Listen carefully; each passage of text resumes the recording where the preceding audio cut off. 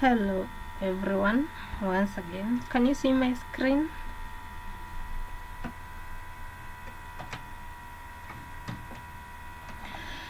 Okay.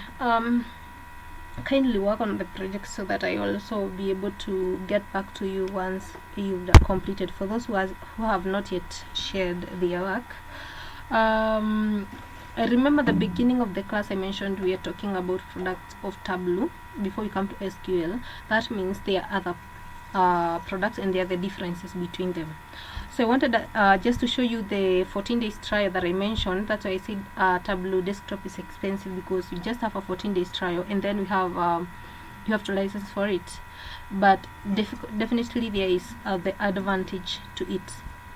So I'm just coming to the Google, since I don't have the link to it, so I'll just show you how to get it, and then we're going to see how maybe the difference between the two before we come to SQL. So I'll just type Tableau desktop,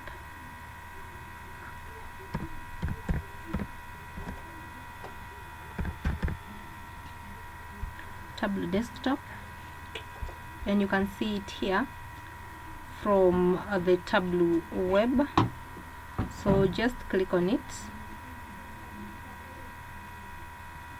and we have this free trial.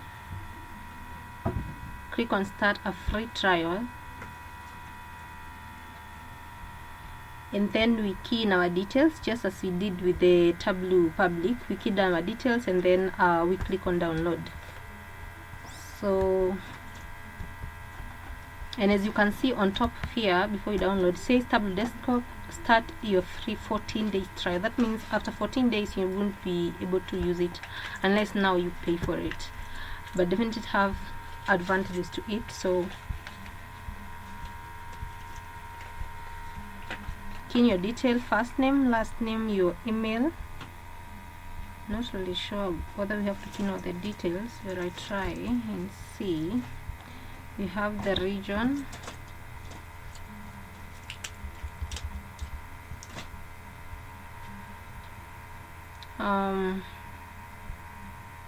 okay, let's see. Let me see whether we need all those details.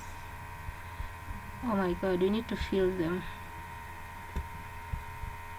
So I'll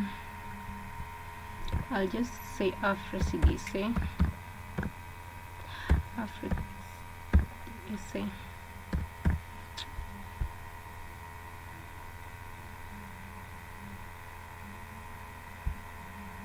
Okay, you can just key in details with me unless you're using a different, or you can key in also the details of where you are at for now, so that we see whether the download will be easier for us on the download. So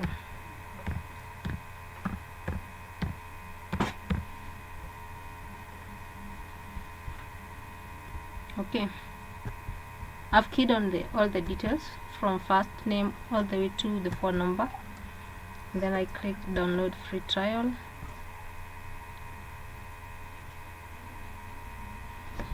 Let me see here. Yes, the download has started.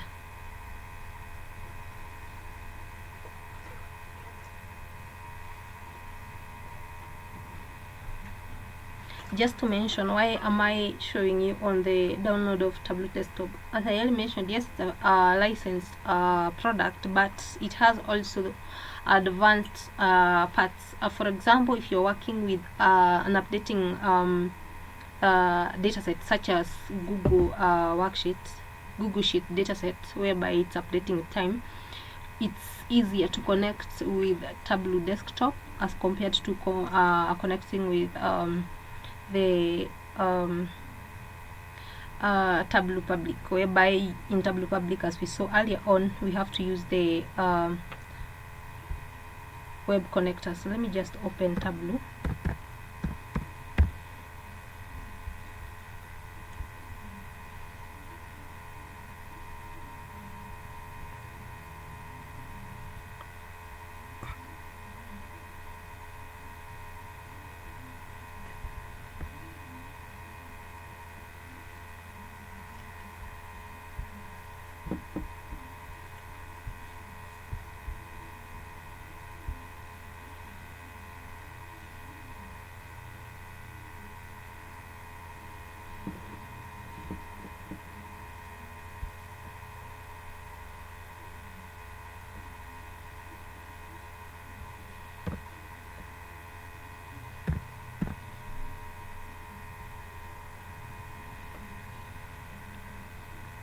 Okay, seems it's opening.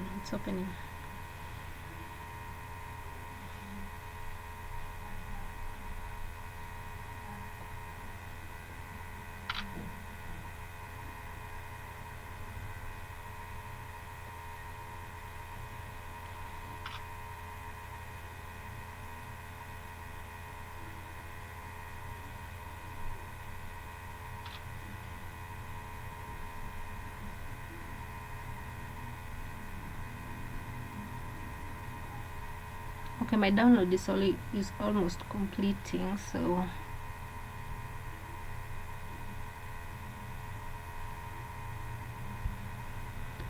So this is Tableau public, the one we are using, and as you can see, this is the work we saved. So anytime you save your work or upload your work to your area, you will be able to see our current work at this point on your uploading progress. And then I'm talking about the connecting. For example, when you come, of course it has all the features, it has all the necessary facts on analyzing and visualizing data. When I come to server, where I'm connecting to online data sets, I'm having Google Drive, we have all data, and then web connector. Just to interpret what a web connector is, so you are creating intermediates between the dataset and Tableau. Like you can connect it directly, because we don't have that option at this point, which will be a different. So let's see how Tableau desktop looks like. So I've downloaded it, Tableau desktop.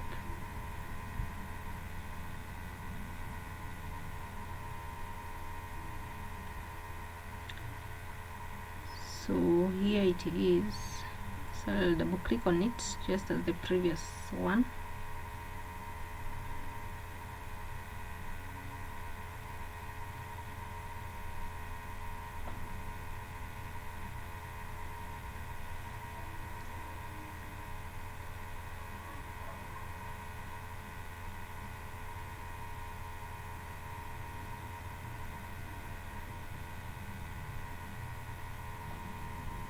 Yeah, I have read and accepted the terms, then click install. These are the steps we went through the Tableau public as well.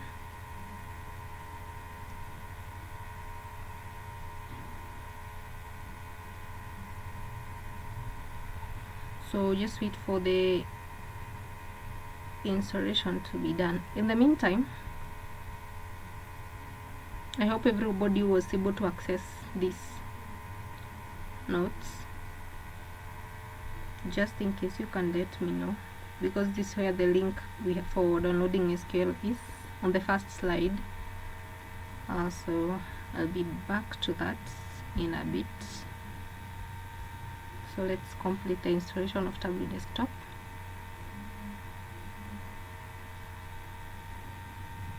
And I've said it's a 14 days trial, so after 14 days we won't be in a position to work with it.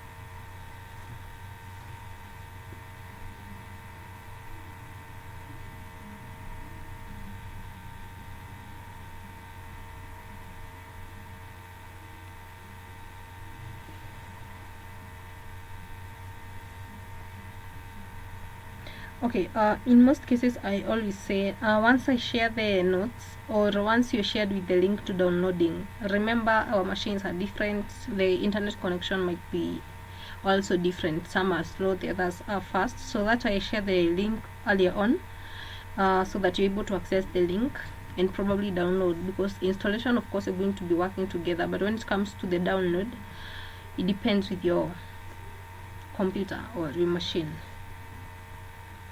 So yeah,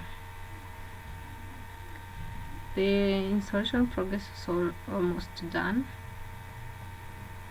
for Tableau Desktop, the 14 days trial version.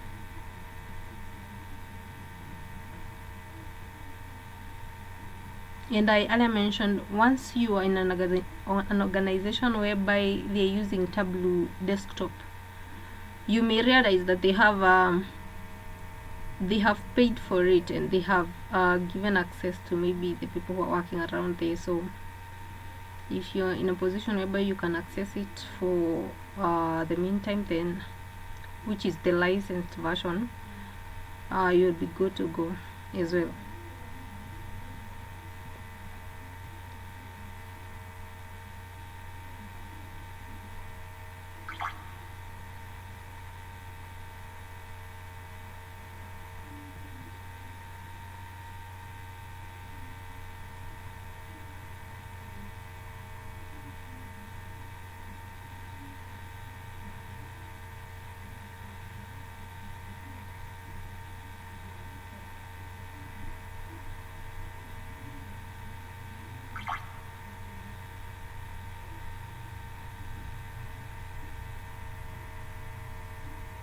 So it's opening.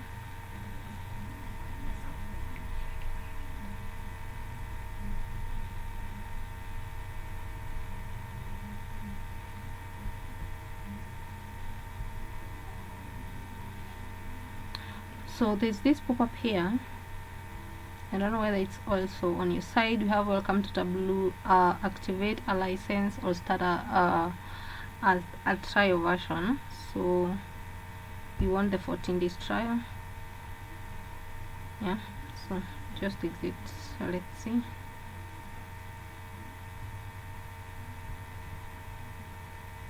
Okay, the registered email. Remember when we are downloading, we keyed in an email. So not really sure whether this will affect. Let me try something. I close here.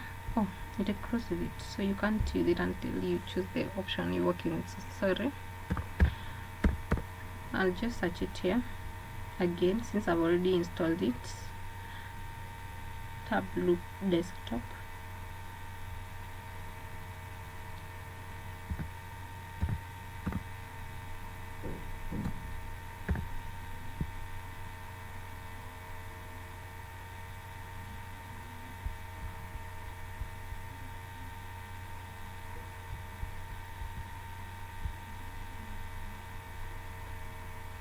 Just a minute.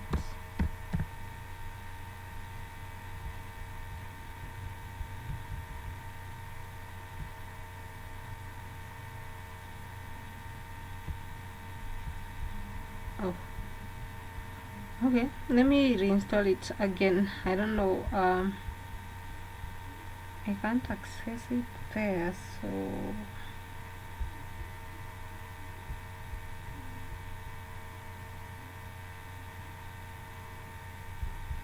okay, let me confirm to my settings whether it's there so that I don't reinstall it.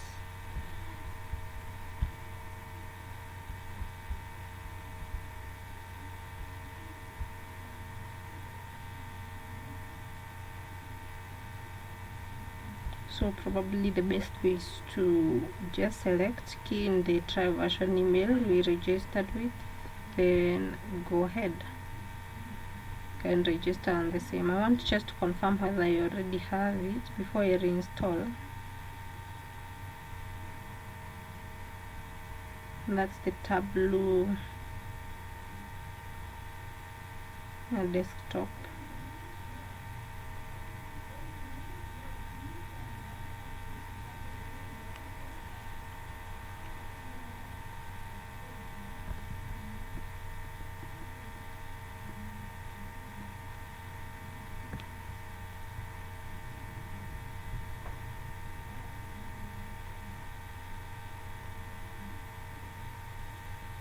I believe it's this.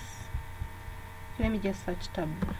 It's okay, it's not Tableau desktop but just Tableau.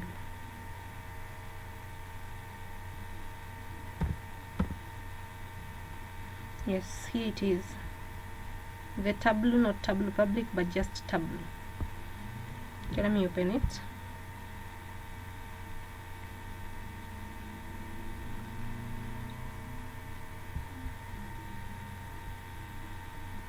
I thought it's Tableau desktop just the way it is here, but it exists as just Tableau. So if you to search it, you just search for Tableau and not Tableau desktop, otherwise you won't find it.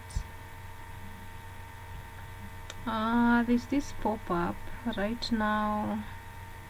You must register to continue using the trial version. Okay, I'm clicking on register. I'll key in the email I used when using the download. So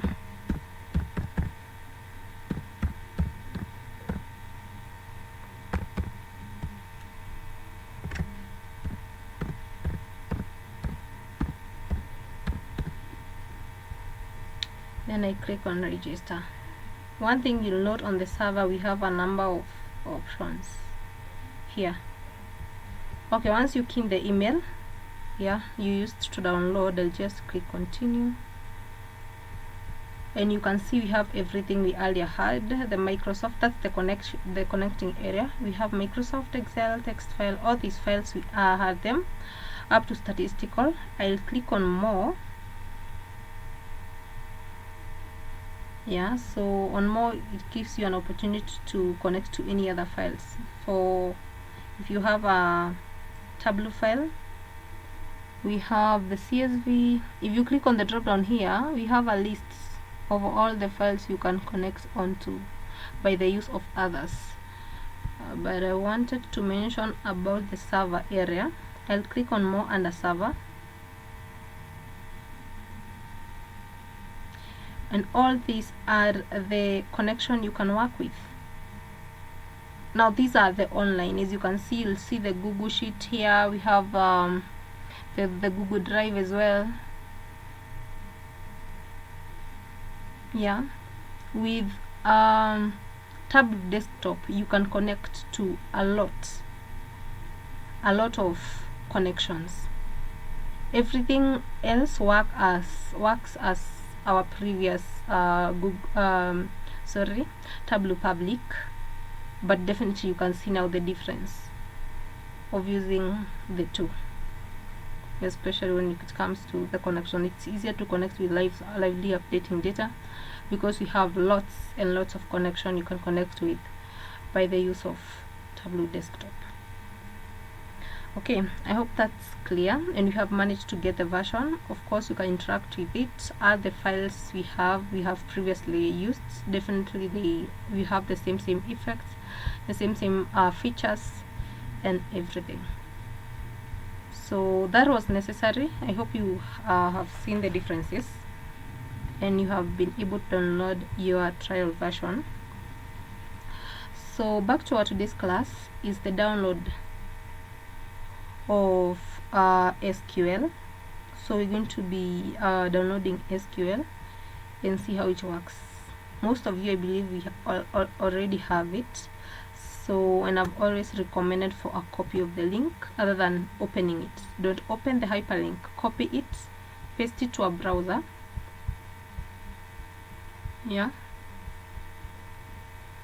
And then run. So I'll paste it here and run. And as it is indicated in the notes as well, you can see we have two installers. The first one and the second one exactly the same, but you can see we having the difference in the number of MBs for the installation. This is 2.4 and this is 331.3. So the difference between the two I can't really say because I've used both of them. I haven't seen any difference in the download or the installation process as well as the features we have been interacting with. But in most cases this is the one we've been using. It's easier to download and unless unlike if you download is fast and also your connection is fast, then you can go ahead and download this. Either way, you're going to be having the MySQL installer. So I'll click on one, and once you click on it, it doesn't begin downloading. It doesn't. So let me go back. We have the download installers here, so you choose the one you want to work with. So I'm choosing the first one, so I click on that, and once I click on it, I get this MySQL community downloads. So you don't have to sign in, you don't have to log in. You'll see here small message where my cursor is. If you can see this, no thanks, just start by my download. If you click on this, the download should begin immediately. So I'll click on no thanks, start my download.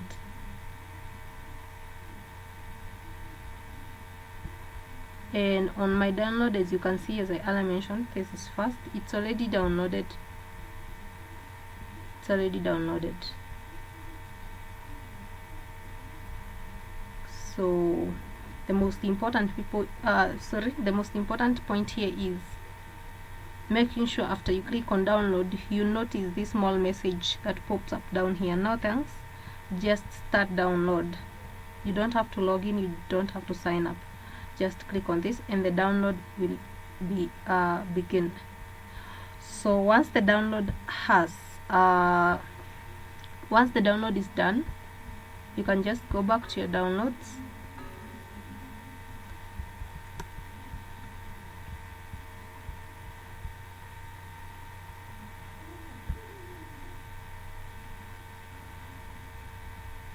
So we have my SQL installer web community that I've downloaded, and it is here.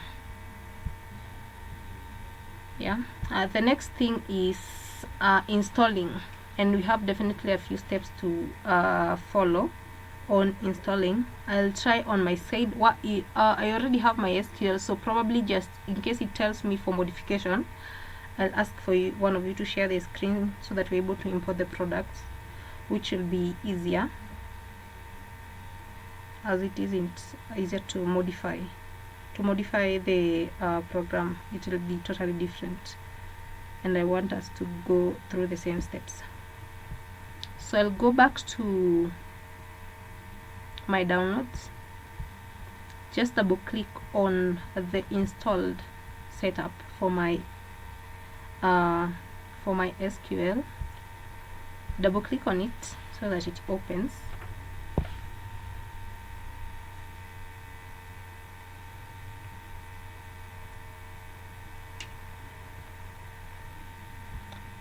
So please wait while Windows configures.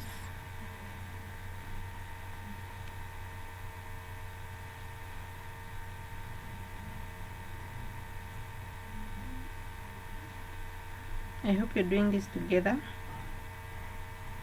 The transfer of product is usually the most complicated area, especially on installation process.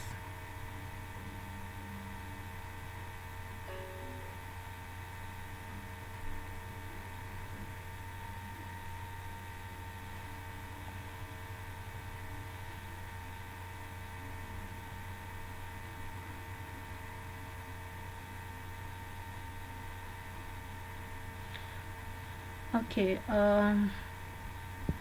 you'll continue receiving products. Do not apply to upgrade. Do you want to apply this upgrade? Okay, you might not get this because you don't have my SQL. Let me just close it.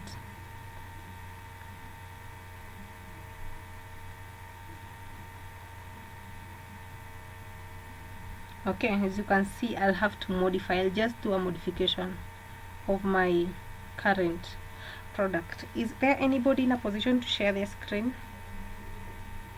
so that we can move through the steps of installation together? Kindly, can you hear me? Hello?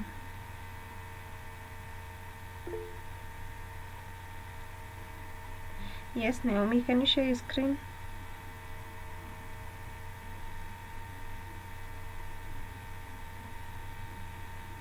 Okay, shortly. Let me just try.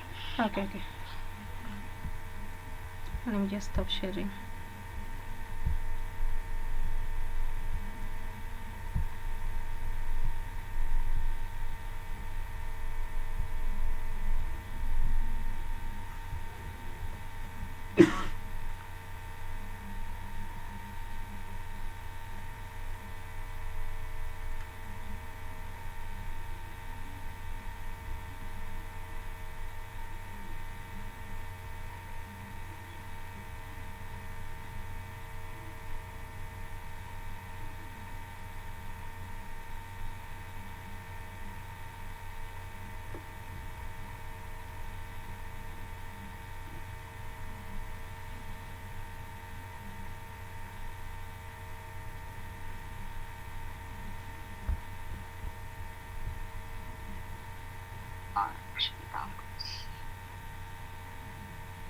This, I believe.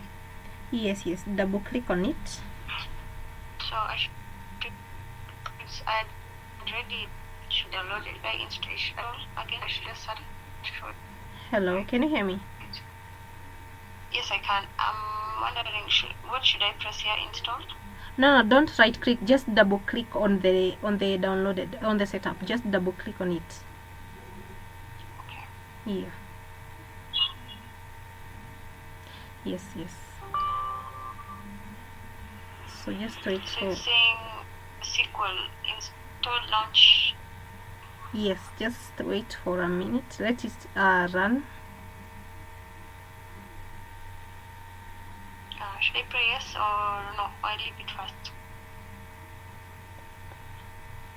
I can't really see. On my side, I can see that it is loading. What is the pop-up on your side? What the pop-up is, do you want to allow this app to make changes on your device? Okay. Just click yes.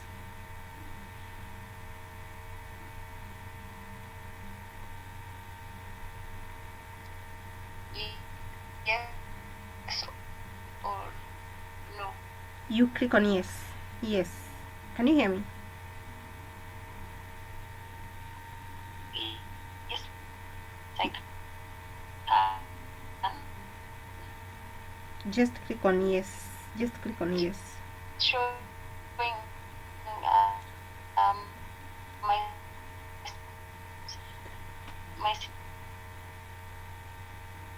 Okay, excuse me for a minute.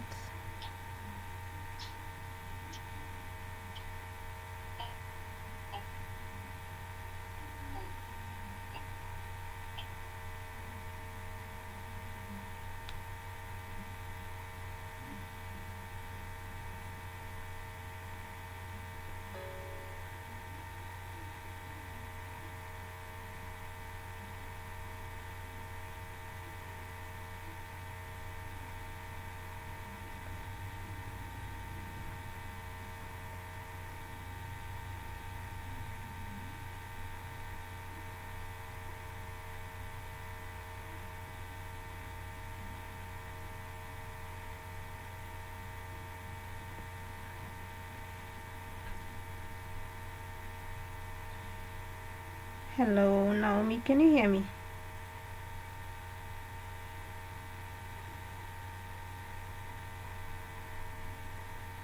yes. Okay. I can't really see your screen. I would prefer you share your entire screen so that even the small pop-ups are able to see them. I'm sharing my entire screen. Okay. And that's Okay. Just go back to SQL pop-up. No, don't double click on it. You say I double click here? No. I can see a pop-up on the same. Can you see on your menu tab lower list? Yes. Just click on that. Yes. So what is this? Install SQL. Had you previously installed the SQL? I had, but I'd only gotten to this part here. I had not gone past this part that you're seeing. Okay, can you go to the search This one bar? that is showing MySQL. Or can you click on Sorry? go to the search bar and search MySQL?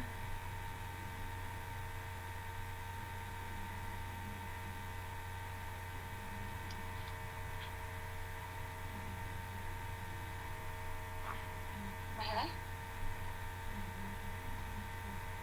Okay. I open this part.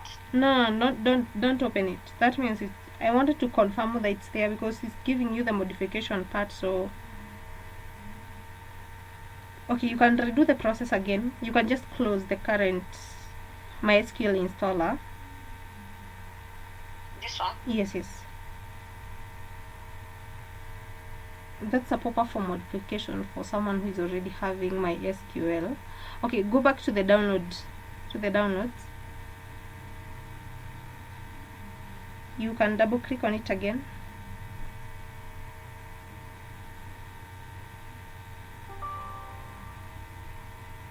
Yes, you can click on yes.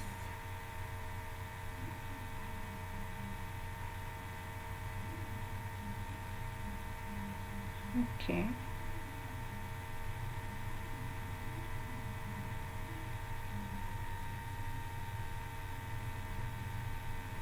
Can you click on remove?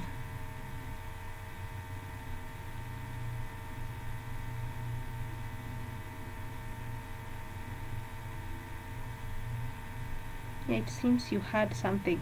Check on the boxes, the product and MySQL version. Then you click on next.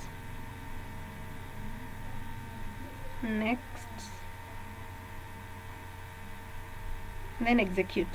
What you're doing, we are uninstalling. We are removing any progress that was made earlier on. Just execute so that we can do the reinstallation, because it is not there, so that means she is not in a position to use it, but it reads that it's already there, so we have to remove it so that we can reinstall it again.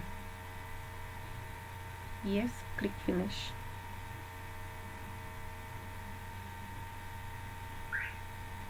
Okay, double click now again. Let's see whether there's any difference at this point. Double click on the link.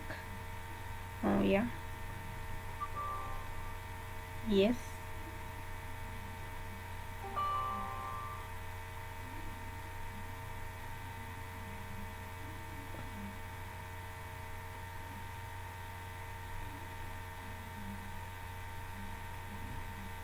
Yes, this is how it should open. I hope everybody can see. If you're not having the current pop-up, if you can see the pop-up on the screen, the MySQL installer, where we are beginning by choosing the setup type, kindly you can make on the comment, or you can raise your hand, or you can just unmute so that you can also check on your side.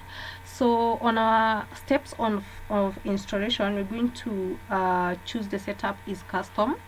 The reason custom, will be able to select the product that we want to work with. That's why we majorly use the custom. Click on next. Once you select on custom, you click on next. Now here is where we have a little work, so you need to follow up on how we're going to go about it. As you can see, these are the products available that comes with MySQL installer when downloaded. So we have in the area, we have the available products, yeah, and then to the right we have a box written product to be installed. So for a product to be installed, you have to move it to the product to be installed area, and this is how we go about it. Can you see this plus button before on MySQL server? Yes, click on that to expand. That's the purpose. Then we have MySQL server, a plus again.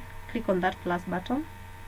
Then we have MySQL server. We have version 8, version 5, 5.6, 5.7, and 8. So we definitely want to use the current version. So expand version 8. And then we have a list of all the versions 8 available. Just scroll to the top and select the first one. That's the most recent. Select on it, and then you can see the arrow pointing to the next box is activated. The first one, yes. it should be activated. Then when you click on it, it moves that product to the right. That means on MySQL server, we're going to be installing a MySQL server version 8.0.34, the first version we have selected. Can you move it back with the lower pointer? I hope everybody have been able to see. We have expanded MySQL server, again expanded MySQL server, and again expanded MySQL server 8 because we have other 5s. So you expand 8, and then the next thing is select the first version, the first server on MySQL version 8. Then move it to the product to be installed box by the use of that arrow pointing to the right side. So that means now we have added one product to be installed. The next thing is minimize. You can go to where we have in MySQL server and we have a minus. The first we expanded, just click on that minus to minimize MySQL server. Yes, and now you can see you're able to see all the other products. I hope we're together to that point. Just in case I'm fast, someone can let me know so that we go slowly. Yeah. The next is under MySQL application. Expand MySQL application, and under MySQL application we're going to be adding 2 products.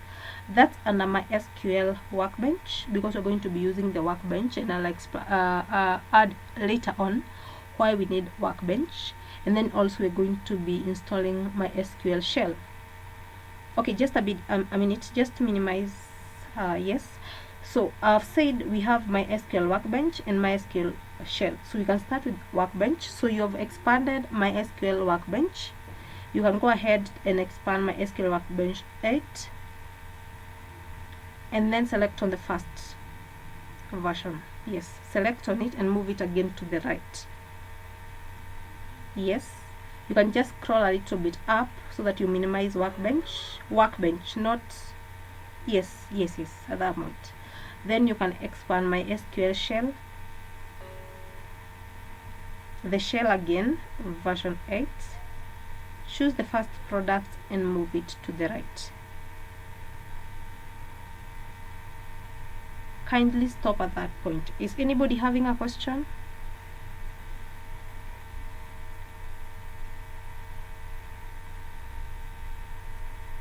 Are we together to that point?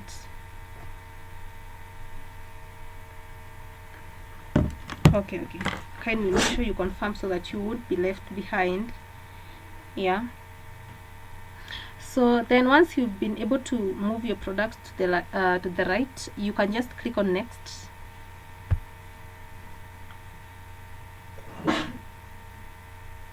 And then you click on execute so that the products begin to be downloaded. Just click on execute. So you can check, you can see on the download box and the products we selected, we have the progress. That's on the downloading area. Yeah, make sure you don't leave that side so that you're able to see what the progress is. So they are downloading, so we have to wait for the download to complete. You can check on the progress, you can see how they are downloading, so we wait. Until then, we will not be able to proceed to that point. So just wait for the download to be done, and then we're going to move forward. So just be patient.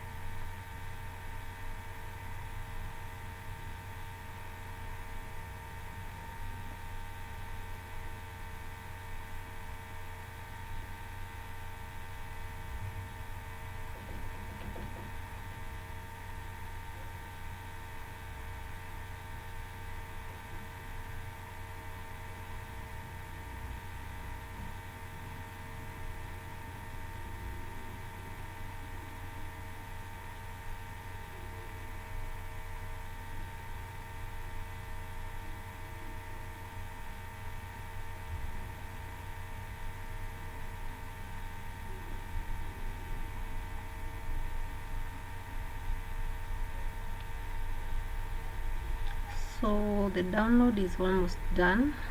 MySQL server have already been downloaded, so we're waiting for Workbench and Shell to be completed so that we go to the next.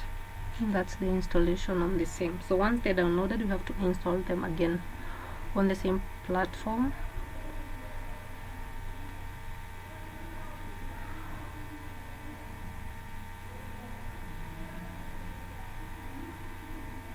Okay, sometimes it depends on the speed of the machine, so if it's slow, you have to just be patient and the progress will move on with time.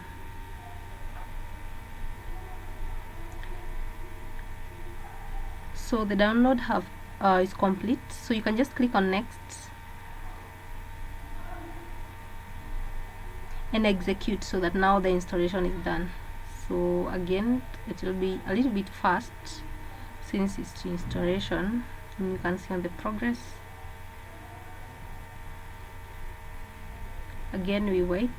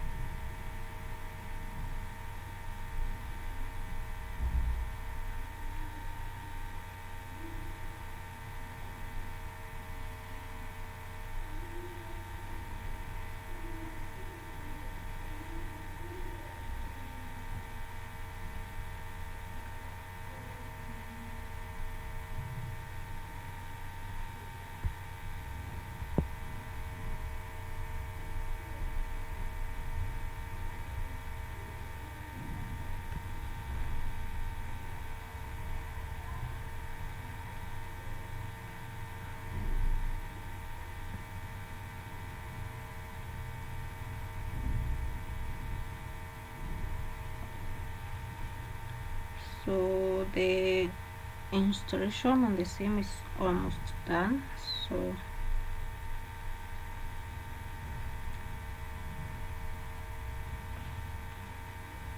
you will be able to move to the next step in a bit.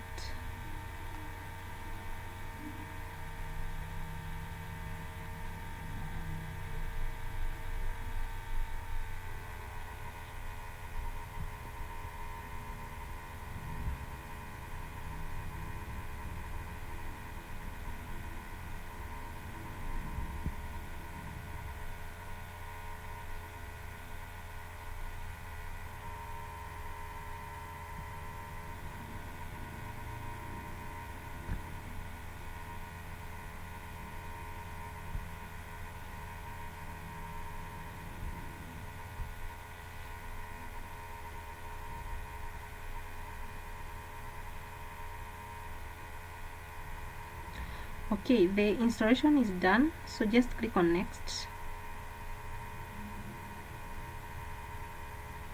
Wait for the product configuration, click next.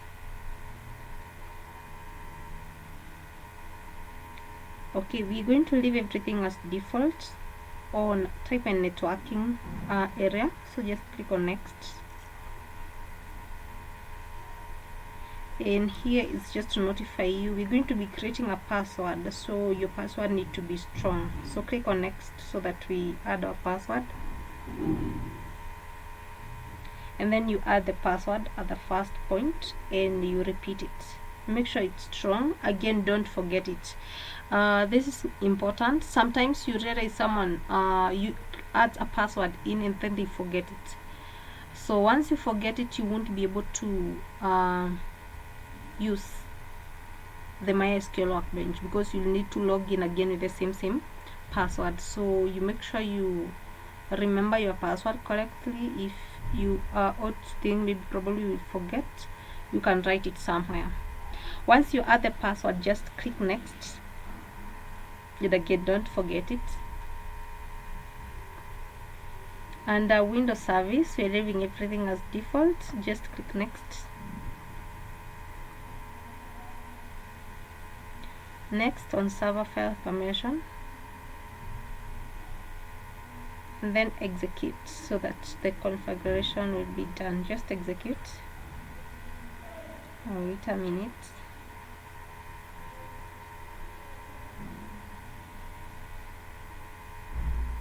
For the configuration progress to be done.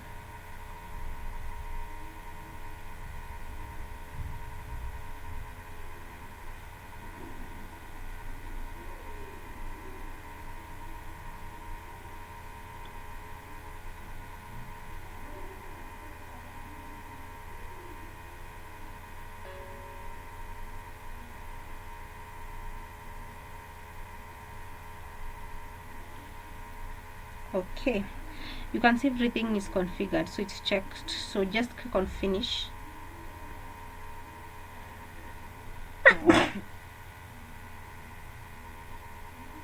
Okay, there's the pop-up. You can see it doesn't have any much information. Just click on next. Product configuration. This is just to give you a platform whereby you can have a view and understanding of SQL basically. So click on finish again.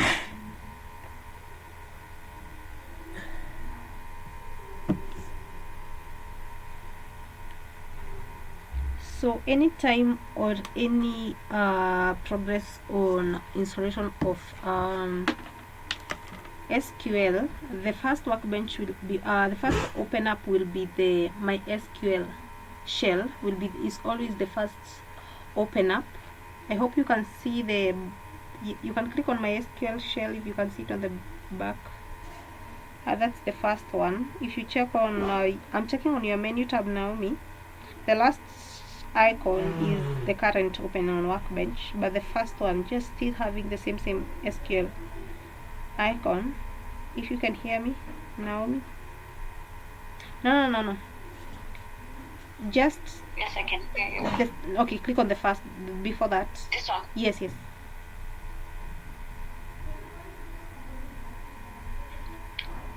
one that I'm clicking on. Yes, click on that. There's nothing that's happening. Okay, can you minimize the current SQL? That's the last icon. Minimize on that. Yes, that one. This one? Yes. That's what I wanted to open. So this is my SQL shell. It's usually more coding area whereby you have to key in every code for you to generate, to execute, to extract. It's more of coding. Yeah, it's necessary because sometimes you may require it, but in most cases you're going to be working in MySQL workbench. So you can just close the MySQL shell, close it, and you can open the workbench. Now the previous one you had earlier opened, and this is where we're going to be working on. Yeah, so we have the welcome to workbench, and on the lower left you can see you have my SQL connections, and it has a plus before it, and we're going to be talking about that plus. So the lower section where you had, don't open it, but just put your mouse on the lower box that's written local instance. Just put your mouse there. So that's the connection. Basically that's the connection. And in most cases when you're working with SQL, you may probably wish to have a multiple of them. So that's why we have that plus button and a MySQL connection, just in case you want to add another connection as you have below there. Just click on the plus button. Yes, that one. Click on it, and then the first thing is definitely give your workbench a name. So you can just type on where you're having connection name. You can click on, call it root.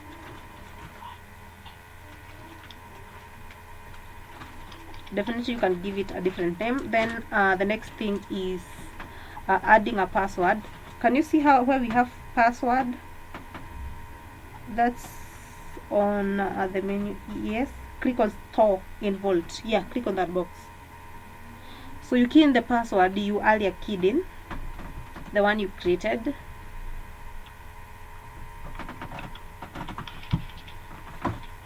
And you click OK.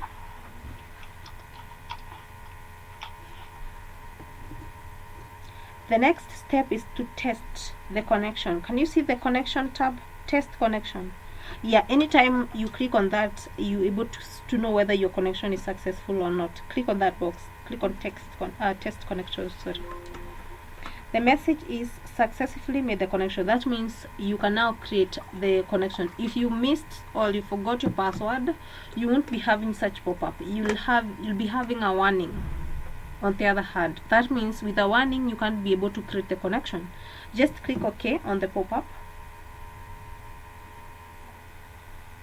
and then click OK on the setup connection. Yes. So as you can see on our connection, we earlier only had local instance, yeah, but now we have the root we just added. They're basically similar, but for one or another reason you can be led to creating multiple of them. You can double click on local instance. That was our first connection at that point. Again, to open it you have to key in your password. So just type the password, and again before you click OK, you check the save password in the vault so that you don't have to re-enter it anytime you're using MySQL. Yeah, you can check on that box, then click OK.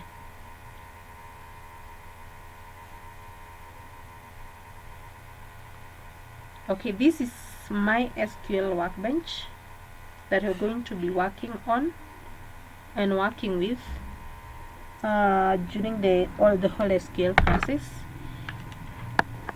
Yeah, there are few windows.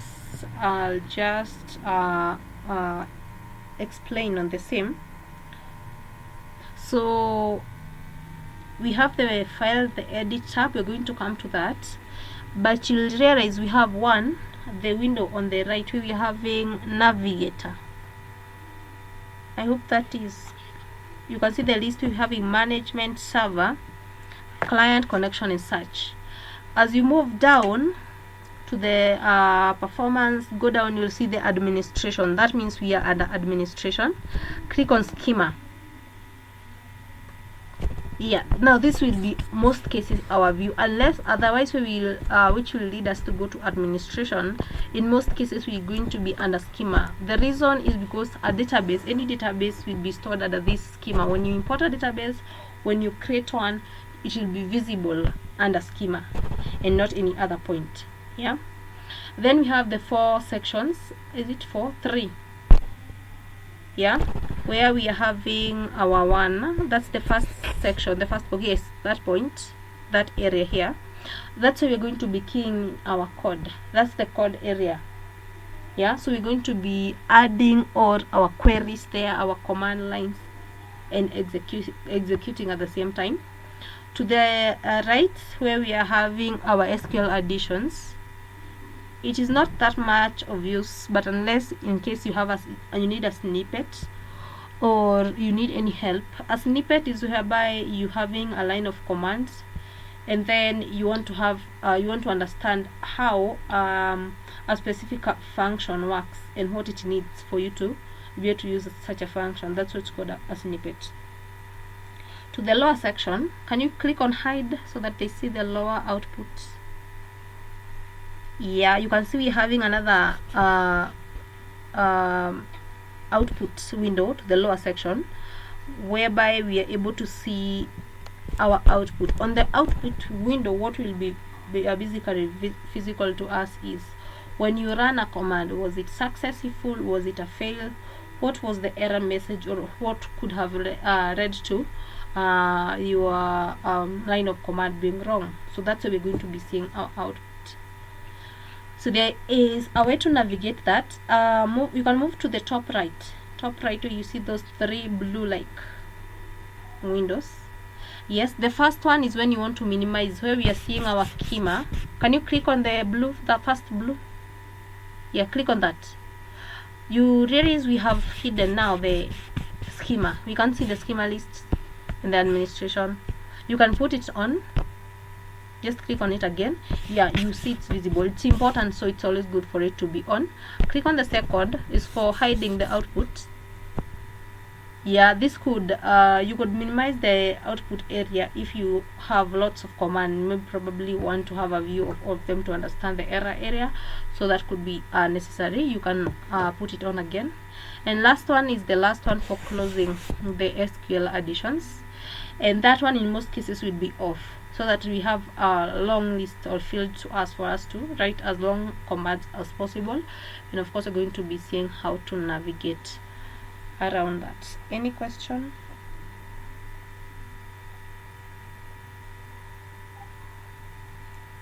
Okay, I believe we are together at that point. Probably I should confirm on the link I shared. Apart from Heini, who else is having a problem with the link? Is it daily updating on your calendar? You can check on your calendar whether you having tomorrow's link. Definitely, how to go about it, just go to your calendar, scroll to yesterday's time, and confirm when it's updating. Okay, thank you. So yes, Naomi, are you having a question? No, I don't have a question. Okay. We're going to close at that point for today. Then tomorrow we're going to start by learning our first codes. Of course, we have basics. You can stop sharing your screen, Naomi, so that we can just have a few theories on the same. Okay, thank you so much, Naomi. Thank you. So let me share my screen.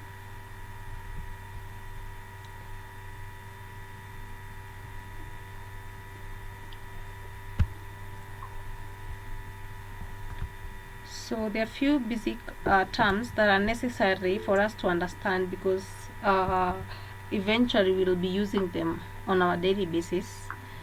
Yes, Jesse? Lucy, sorry for interruption. It's okay. I was left behind because my laptop was having a problem. So I was just requesting if can get the recordings, because I don't want to, because of the others, to leave them behind. Okay. So that I can follow up later. Okay, share the recording. Just bear in mind it will incorporate both the Tableau desktop installation, because I started recording from the beginning. So what you'll do, you'll just follow up. If you're okay with the Tableau desktop trial version, you just move it ahead so that you catch up to where SQL begins. Okay. So okay, no problem. Okay. I'll share, just in case you're stuck. You can let me know at the same time. I will start after the workbench. Okay.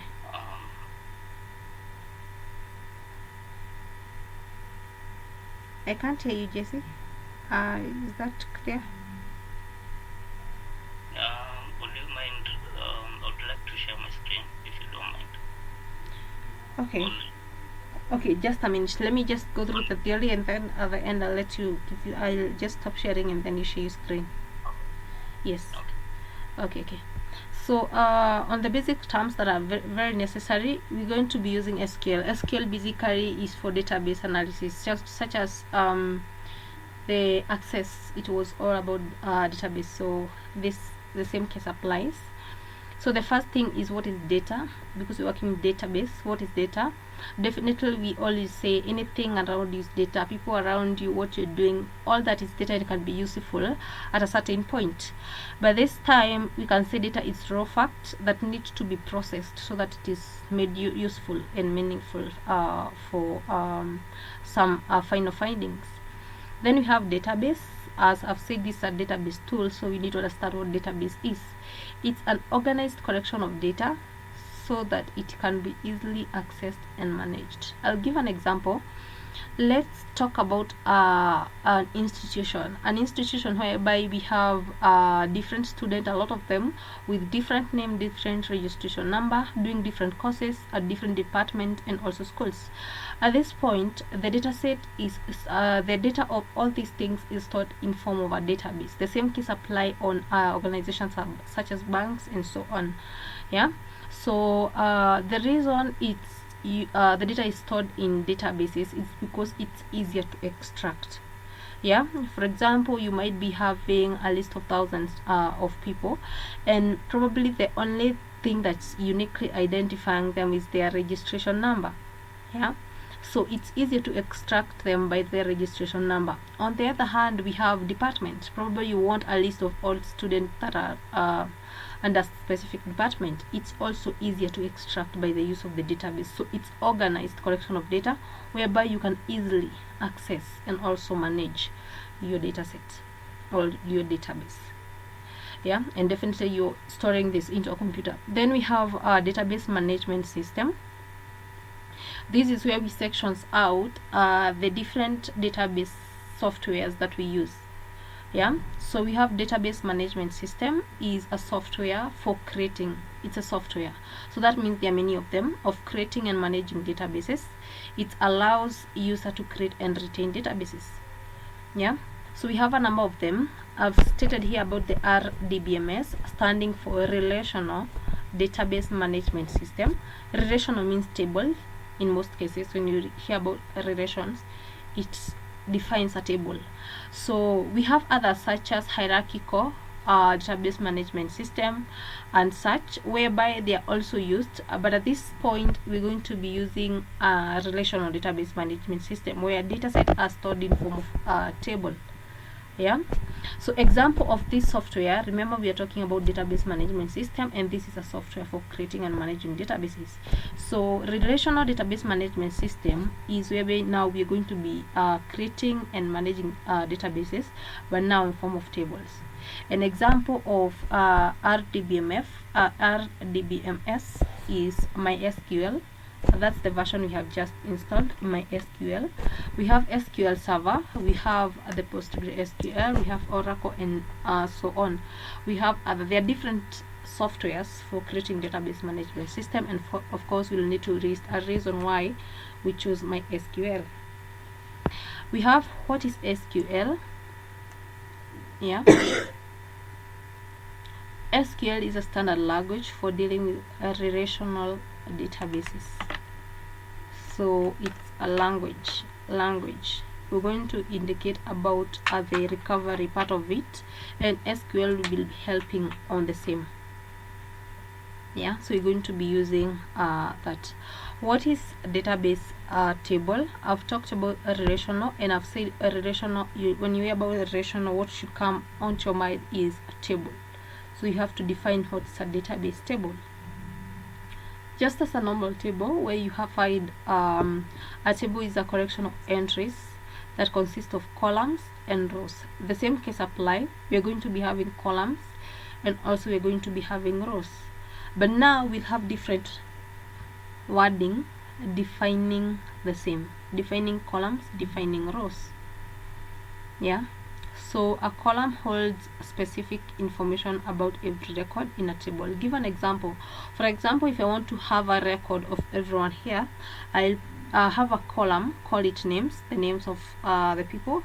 I'll have a column, call it age. So when you talk about names, apart from the entries, names is the column name. So that's the column. Then we have the age and so on. That's what a column is. Of course, we'll have words defining or categorizing what we call columns and rows in SQL. Yeah, so here is another example whereby you're able to have the definition on the same. At this point, you realize we are talking about every table is broken up into small entities called fields. So when you talk about fields, these are the column, as I've just stated, the name. When we talk about names, age, those are fields. So we say columns are fields. And we have an example here where we talk about student ID, You can have a column of their first name, their last name, the address, the city, and the country. These are fields. On the other hand, they are columns. Yeah, a field is a column in table that is designed in to a specific information about every record. Record, now these are the rows. Record, they are the rows. So we're going to be using record again. On the other hand, we have also another name. So we have two names. One is the column, also known as the field. We have the row, also known as the record. Under the concept here, we have a schema. Refers to the organization of the data. Of course, we have seen the name at the point of our view of MySQL. We have the table. It contains rows and columns. Yeah. And here row represents the record and column represents the attributes. Attributes again on another name representing columns. Attributes are characteristics of a person: their name, their age, their date of birth, their emails. Yeah. So again, we have columns. The vertical partition of a table, and in relational, mark here, in relational database management systems, they are often called attributes. So when you're talking about the RDBMS, columns are referred to attributes, and I've said these are the characteristics of the variable. Then we have a row. They are the horizontal partition of a table, and in a relational database management system, again, they are called tuples. I hope you can see this word, tuples, at that point. And lastly, we have the indexes. Is the data structure that improves the operation of a table by locating the data. We have statement in SQL. To start with, SQL basically stands for Structured Query Language for Relational Database Management System, RDBMS. And we are going to be using this to create, store, retrieve, join tables, and so on. We have some uses here of SQL. I've indicated about the institution. We have huge websites such as Facebook, Twitter, Airbnb, and so on. We have content management system like WordPress, Drupal, Jumia, etc. So those are areas where SQL is used. We have MySQL. Now at this point, why do we choose to use MySQL and not other RDBMS softwares? One, MySQL is an open source, so it's free, it's licensed under community licensing, so you don't have to pay for it, so it's free. Then cross platform, it can run on Windows. I already mentioned, if you're not using Windows, you can link up for Linux, Unix, Mac, and so on. We have high availability, so you can write a long and bulky queries and you can execute them again. Then we have reliability. The SSH and the SSL provides you, when, for example, you have written a line of code and by any chance you end up closing MySQL, probably without saving your work, then when you reopen it, because of the reliability of and the use of the SSH and the SSL, you'll be able to get your work back. You won't lose it just because you closed SQL, and that's one of the reasons we say it's reliable. We have some keep in mind here. That's on the semicolon.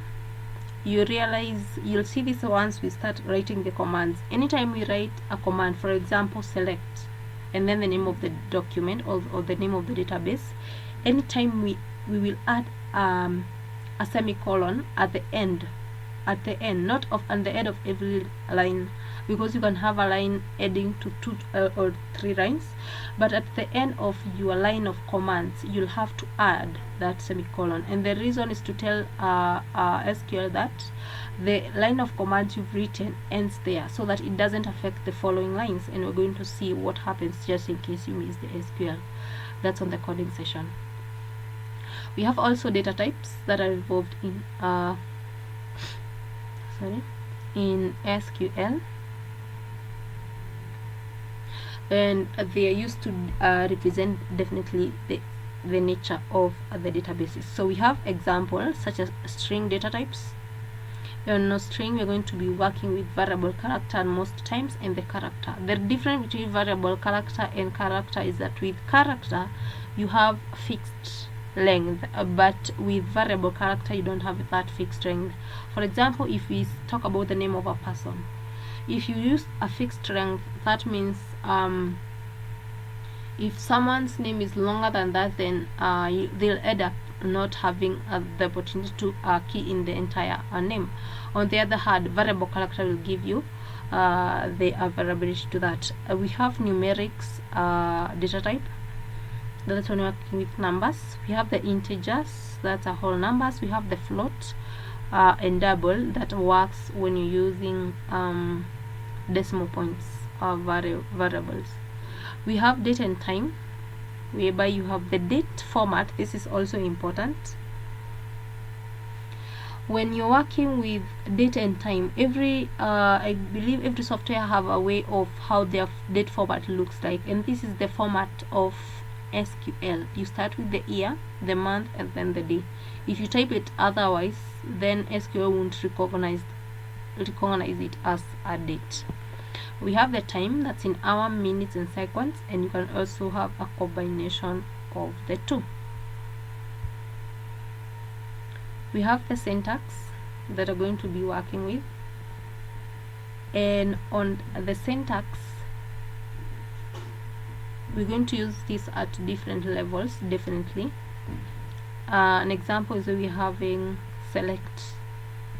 You use select when you want to extract. Anytime you have a query, extract, it means that you'll be using the select command line.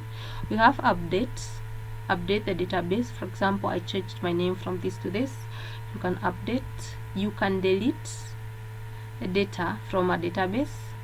You can insert. We're going to be inserting. For example, just to give a view, when we are creating databases, we don't create table and inserting at the same time in most cases. Of course you can do that, but in most cases you realize you create a table and then you add the rows, that's the entries. So you'll use insert into to do that. You can use definitely both of them at the same time.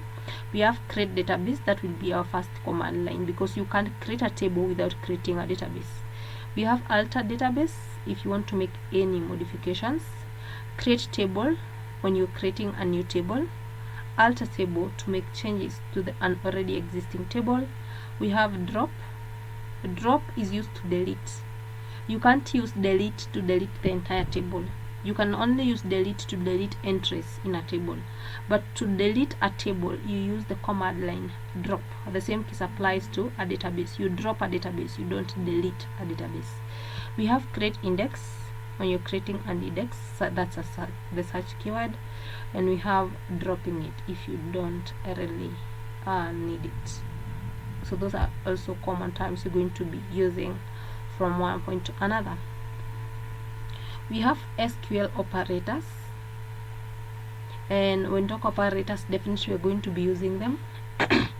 We'll not have a class whereby we say we're going to be working with this section of operators. You may realize that at some point we're using a combination of them. So you have the arithmetics, that way we have the addition, the subtraction, the multiplication, the division, and also the modulo when you're having the remainders. We have MySQL bitwise operators. This is the AND bitwise one, and we'll realize you'll have also the AND, AND as a function or as an operator, and you can see we also have the AND sign on our keyboard. We have the straight slash for OR and the power for exclusive OR. We have the comparison if you want to compare between variables. We have the equal to operator. It's for example, if you're extracting the details of a person, let's say where name is equals to, where age is equals to, where salary is greater than, that's the case you're going to be using the comparison of the these operators. Equal to, we have greater than, we have less than, we have greater than, equal to, less than, equal to, and you can see we type greater than and equal to make sure we to identify the not equal to operator. Last section of operators is the logical, where we have operators such as and, as I earlier mentioned. We have the all, yeah, and it returns true if all the query value meets the condition. We have the and, it returns true if all the conditions separated by and. That means if you're talking about the name of a person, let's say you want to extract where name is Lucy and age is 25. If either of them is not equated to what you're looking for, you'll get a false, or you won't get any output. Then we have any, if it returns true if the subquery value meets the condition. We have the between, if you're having a range, especially if you're working with people aged between this and this. Salary, the same way applies. We have exist, yeah, and it happens at different points. For example, even when creating the database, you want to create a database and say you need a specific database. If it exists, the same case applies. We have in, we have the like, and we're going to be using this to create what we call that again,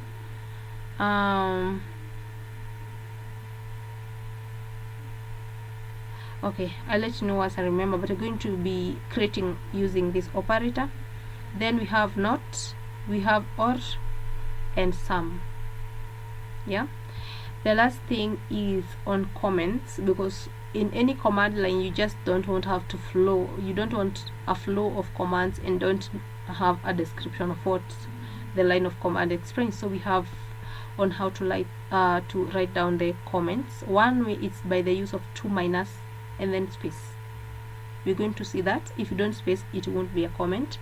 And the other way is to use the slash and then an asterisk and close with a slash, as an asterisk and a slash at the end of your comment. All these things are going to be applying as we start our command line, and we'll be able to see how to go about it. Is there anybody having a question? Okay, from tomorrow we're going to be working on our command line, so be ready. Make sure you have your SQL so that you're not left behind. Sometimes you end up with errors that need some settings, so as well you're supposed to follow up. Otherwise, that's it for today. Jesse, you can share your screen. Okay, let me share. Okay. In the meantime, if you're having a question, you can go ahead and ask. Just a question as it shares. Yes. But is there anything special with this particular language as opposed to other languages like Python? Okay. Or so? Okay. Or am I getting it wrong? It's not a language like Python. Okay, one thing I would say is in most cases what affects is how you write the command lines, and probably, as I've indicated, one of the things or the rules you should follow is, for example, adding the semicolon can affect the following line. That would be probably the first thing. Again, you'll always definitely have a pop-up of the lists that are the list of keywords necessary. You'll have a pop-up on the same. Yeah. In terms of for example, if I type select in caps and let's say select I type select in lowercase, it won't affect. It's just one and the same as compared to other languages whereby if you type differently, it means different. But in the case of SQL, when you're typing in keywords with caps, without, you'll get the same command line. They're just the same. Naomi, did I answer your question? Yes, but I'm asking, like, in terms of how far you can manipulate data. Is there anything special with, or why? At what point does someone decide to use MySQL or Python, like Okay. in terms of functionality of the language, what is the difference across or benefit or strength? Okay. The only thing I would say, of course, you can have data in different way, but when you come to SQL, the only probably different, if you look at other languages, you can import data in other different formats, but when you come to SQL, you either create it from the SQL we go from scratch, that's the database, the tables and the entries, or you use a previously created database. So that means you can't connect an an Excel, let's say an Excel file. You don't have that opportunity to do so. So the only difference that we're not going to be working with anything apart from databases. From the word go, it's database, so we're going to be working with the databases and not any types of other types of file. But now there's a way you can integrate SQL and Python, which is covered on the Python lesson on other points. Yes. Okay. So what was your question, Jesse, on this? Okay, this is where I was stuck. Because of my laptop was having some issues. So okay, what you're supposed to do? Okay, what you're supposed to do? Okay, I'm saying what you're supposed to do at this point. It means that your installation process is correct and it's okay. So all you need to do is double click. Can you see where you're having MySQL connections? Okay. Yeah, double click on that point. And then make sure you key in the password you earlier created. Just key in it, and you can check on save password so that you don't have to re-enter it anytime you're opening MySQL workbench. And then click OK.